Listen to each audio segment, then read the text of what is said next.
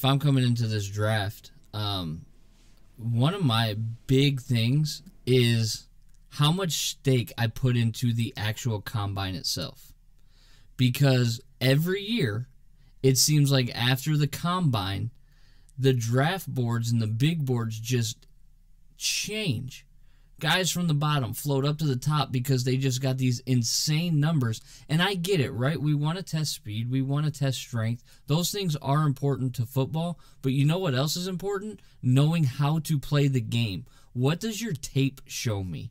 What does your film from college show me that you know how to fill your assignments, that you know how to be in the right spot at the right time based on your reads and your pre-snap reads and all those different things that are going on? Not how fast can you run, not how much can you lift, but do you know how to play football? Those are the types of guys that I really want to take, especially with a number 2 pick as high as it is, right?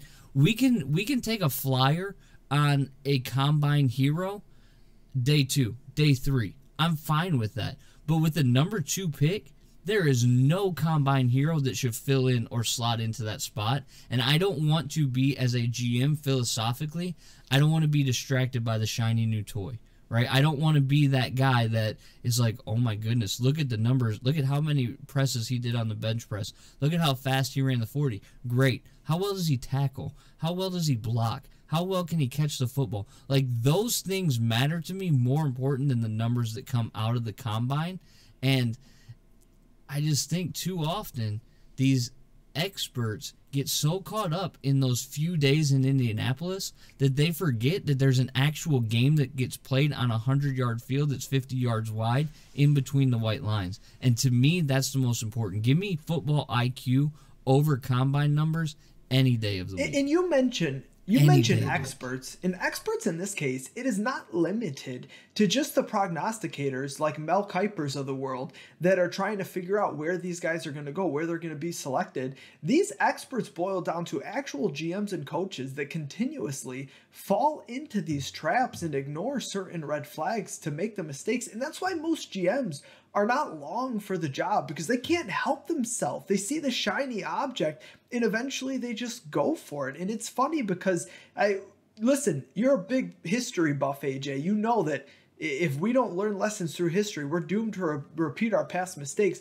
This happens in the NFL so often. It's crazy to me with all the money that's at stake. You would think that we would have things down so much better now, but you hear the same adages. You'll hear a coach say, listen, I can't teach speed, or I can't teach a guy to have that kind of bend, but I can teach a guy to tackle. And a lot of times what happens here is personnel guys, they overestimate their own ability to develop a prospect. We're talking about 20 to 23-year-old kids for the most part, right? That have been playing football for a very long time for most of their cases. Some of them, if they haven't figured it out at this point, and it's not like they didn't have excellent coaching, most of them went to very good colleges with all the resources in the world to develop. If they are still struggling to do that, surrounded by better talent, getting better coaching, what makes you think you're special and you're just going to unlock something that nobody else could?